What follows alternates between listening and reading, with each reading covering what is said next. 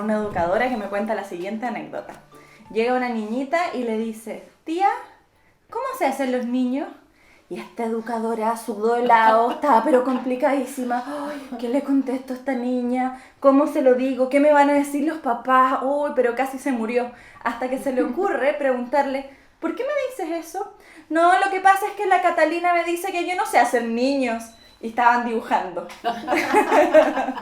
Hola, somos María José del Jardín La Casa en el Árbol y aquí estamos acompañadísimas con Carmen de Consultora Mancay. Carmen, como ya les hemos dicho en los capítulos anteriores, pero por si no los han visto, les reiteramos, es una psicóloga experta en sexualidad infantil. Y en el día de hoy vamos a conversar sobre la clásica pregunta que a mí me hacen cada vez que hablo sobre educación sexual infantil. ¿Qué le digo a mi hijo? ¿Cómo se lo digo? ¿Cuándo? ¿A qué edad le empiezo a hablar de educación sexual infantil? Entonces nos pasa esto de que a veces creemos que los niños nos están haciendo preguntas sexuales y no, porque le tenemos tanto miedo a la sexualidad que cualquier cosa que nos prenda una pequeña lucecita entramos como en pánico, ¿sí? El sudor, el a correr corazón, el círculo. ¿qué miércoles le digo? Y a veces es mucho más simple. Entonces hoy día vamos a conversar sobre cómo salimos de estos impases, cómo salimos victoriosas de estas preguntas. Y además lo más importante no solo es cómo responder, sino que cómo vamos instalando estos temas en la conversación cotidiana. Porque al final de cuentas, la educación sexual infantil y la educación emocional que hemos conversado en los capítulos anteriores, mientras más cotidiana sea, es más eficiente. Porque hoy día como generación, los adultos que hoy día estamos criando y educando, estamos frente al desafío de que tenemos que hablar de sexualidad. Conversábamos en el capítulo anterior cómo nos hablaron a nosotras y los tremendos errores que cometieron. Y somos la generación que no recibió mucha educación emocional. Yo siempre digo, soy de la generación del come y calla, soy de la generación que cuando uno se caía te decían, no pasa nada, no pasó nada, no llore, no llore, no llore. Todavía lo seguimos haciendo. Entonces, venimos de esta educación desde el silencio, de portarnos bien y de que no importe qué nos está pasando, qué nos estamos preguntando, qué estamos sintiendo. Y nos enfrentamos a una generación de niños que nos dice, sí me importa, sí me dolió, sí quiero saber, sí quiero mirar, sí quiero entender. Entonces tenemos que ir entre nosotros los adultos validándonos nuestras dudas y el qué hacer. Y ahí es tan importante cuando la José dice, había otra educadora, ella me contó, porque estas experiencias también nos sirven. Porque nos hacen crecer. Sí, y sabemos poco cómo resolverla. Entonces, que a ti te haya pasado, me aprende la luz. Ya cuando a mí me pregunten, me voy a acordar. ¿Qué pregunta hay que hacerle al niño pues, antes de contestar? Porque de repente tú interpretas y no es la interpretación correcta. Entonces viene súper bien tirarle una pregunta al niño para ver hacia dónde va la información que él quiere y además que te da tiempo como para pensar por la respuesta. Sí, pues si es que esta educadora no hubiera tenido el tino de preguntarle, hubiera terminado dándole una charla de cómo, no sé, de la ovulación del espermatozoide o de la semillita. En medio sí, pues. Y se amarra en un enredo del cómo sale. Si el niño es como, ¿qué? ¿Va a dibujar eso que le explica? Como yo no quería saber tanto. Claro, cómo evitamos el yo no quería saber tanto. Y en eso, como esta es la pregunta que más me hacen los adultos, yo llegué como a la conclusión de que hay 2 preguntas de oro. Y de verdad, por favor, grábenselas en la mente. Frente a cualquier pregunta, las de connotación sexual nos complican un poco más, pero cualquier pregunta compleja que nos haga un niño, compleja porque a mí como adulto me da miedo, vergüenza, pudor contestarla, primero, pausa. No estoy obligada a responder al tiro, no estoy obligada a sabérmelas todas, eso es lo primero. Entonces recibo la pregunta, la acojo. ¿Por qué preguntas eso? Lo primero. Ejemplo de la niñita. ¿Cómo se hacen los niños? ¿Por qué me preguntas eso? ¿Por qué lo están dibujando? Listo. No necesité listo, pasé. ¿Y qué crees tú al respecto?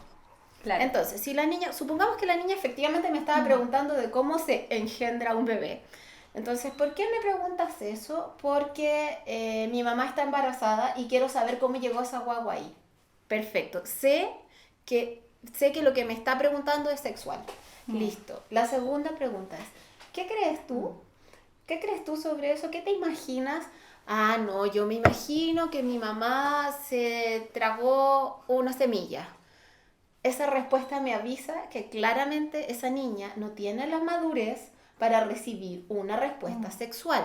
Por supuesto que le voy a dar una respuesta, no la voy a dejar creyéndose que se tragó una semilla, porque existe todo este mito del repollo, no sé qué, Claro. pero le voy a dar una connotación lo más cercana a su lenguaje. Entonces voy a seguir preguntando. Pregunto una vez y otra vez y otra vez hasta que el niño logra configurar desde su propio lenguaje y desde sus propias capacidades una respuesta que sea satisfactoria. No importa que no sea una respuesta científica, correcta, porque la sexualidad parte desde adentro hacia afuera. Yo voy descubriendo lo que mi cabeza es capaz de procesar.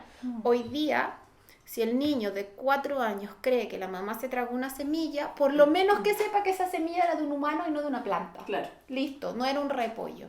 A los 5 años vas a ver que esa semilla se llama óvulo y que es fertilizada.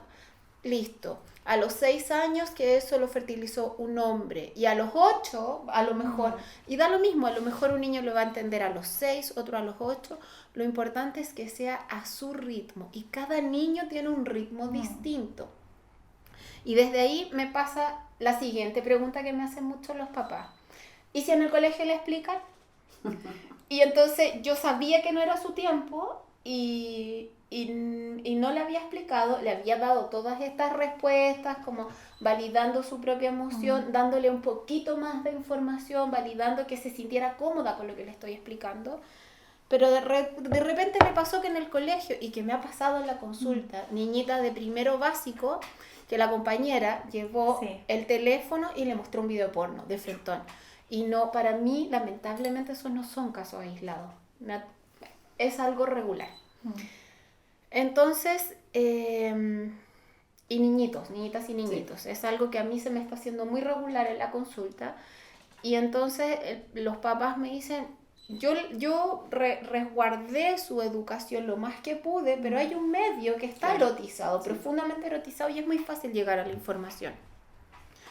Bueno, entonces tenemos... Nuestra humanidad es maravillosa porque somos seres plásticos, que si tenemos algo que lo podemos verbalizar, tenemos flexibilidad. Claro. No es que el niño quedó atrapado en esa información y no puede más. Si el niño se enteró de algo que yo no le había dicho y que no estaba listo, acojo su incomodidad.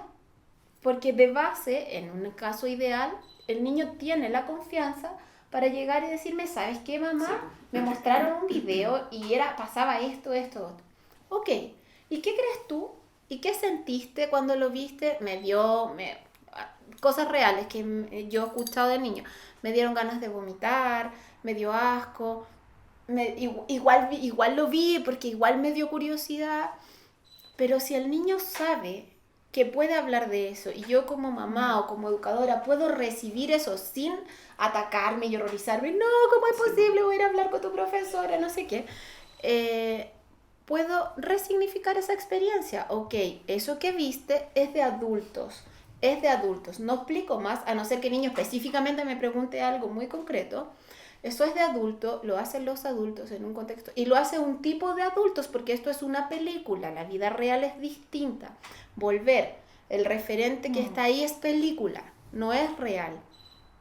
Eso es una película, ellos son actores, estaban haciendo cosas de adultos y esos son videos para adultos. No correspondía que tú lo vieras, tú no sabías lo que ibas a ver.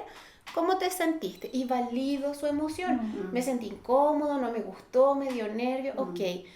Hijo, estudiante, entonces cuando tú tengas preguntas sobre el cuerpo, me vas a venir a preguntar a mí. Y si llegas a ver otro video o cualquier cosa que no te guste, tú siempre tienes derecho de retirarte o decir no quiero ver más. Siempre tienes derecho a un compañero, entonces validas esa experiencia. No, a veces los papás sienten que si el niño ya se enteró de algo, ya está todo listo, no hay nada más que hacer. Y no, lo que hemos estado conversando en todos los capítulos anteriores es que está la información y la vivencia que eso me genera a mí. Yo no puedo borrar la información que llegó en tu cabeza. No puedo hacer nada con eso. Claro. Pero puedo validar tu experiencia, que no te dé vergüenza, que te sientas en confianza de hablar, que sepas que ese tipo de videos pueden ser agradables de ver en el momento, pero que te generan una sensación incómoda después, que es mejor no lo veas y puedes ir poniendo tus propios límites. Entonces, ¿cómo hablar? Primero, antes de la gran pregunta, ¿cómo hablar? Yo les doy otra respuesta. Primero, escucha. Claro. Escucha, mira, observa. Porque vas a tener toda la vida para hablar de sexualidad. Hay libros, hay videos, Claro. pero lo primero que tienes que hacer es saber qué es lo que honestamente te está preguntando tu hijo. Te está preguntando por su vivencia, te está preguntando por la del compañero, capaz que te está preguntando algo nada que ver. Sí, Y tú creíste que era sexual. Entonces, primero escucha, observa, sintoniza emocionalmente cómo se está sintiendo. ¿Ves que ese niño te está preguntando algo asustado o está curioso? Sintoniza y luego responde. Porque cualquier cosa que no sepas o que no sabes, no estás tan seguro que la respuesta es correcta, tú le puedes contestar a un niño, sabes que no sé. Sí, pues. O Voy a investigar. voy a claro. averiguar, dame un día, mañana te contesto. El niño, porque el niño lo que necesita es una respuesta que lo valide. El niño no es una enciclopedia, entonces puede aceptar que tú le digas voy a averiguar, no Claro. sé, pero necesita que tú le hagas sentir que esa pregunta era importante. Claro. Sí, yo cuando te escucho y pienso en cómo hacemos este pimponeo entre lo que yo le pregunto y lo que él me pregunta y lo que me contesta y lo que yo le contesto, siento que es ir delimitando cada Ajá. vez más. Entonces al Claro. principio partimos con esta pregunta gigante, pero en realidad no es la pregunta gigante la que tiene el niño, sino que termina siendo una súper acotada y esa es la que tú Esa es respondes. la que tú le entregas. Pero observarlo y escucharlo es lo que te permitió Claro. Ya. llegar a Claro. reconocer la verdadera pregunta. Sí, porque no es el lenguaje verbal el lenguaje principal que tienen los niños más chicos. Pues ahí Sí. están las miradas, el movimiento corporal, hacia dónde se van, etcétera. ¿Estamos listas? Súper. Sí. Estamos listas en nuestro capítulo número, ya me Cuatro. olvidé, 4. Y muchas gracias por vernos de nuevo. Nos queda un capítulo y nos vemos en el próximo. Chao.